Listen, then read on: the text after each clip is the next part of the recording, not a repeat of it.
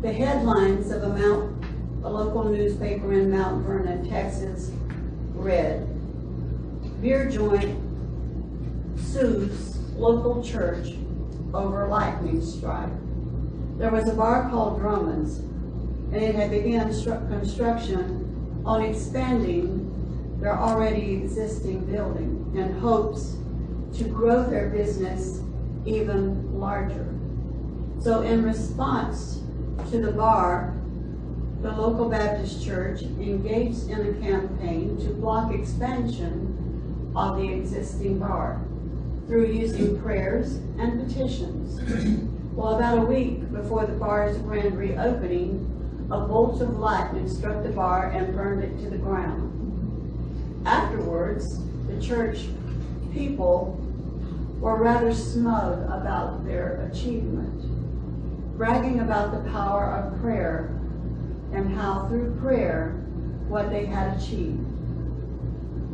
Well, the angry bar owner eventually sued the church on the grounds that the church was ultimately responsible for the demise of his building through direct actions or indirect means.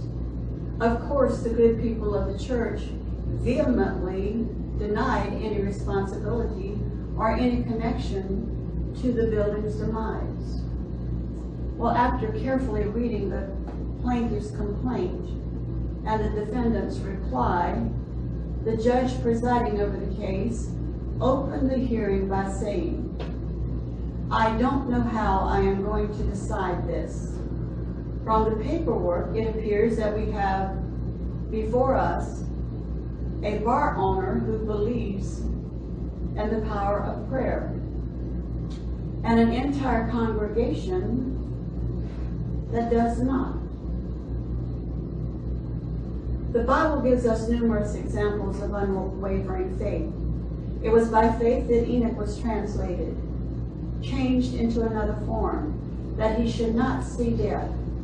It was by faith that Noah prepared an ark to the saving of his house.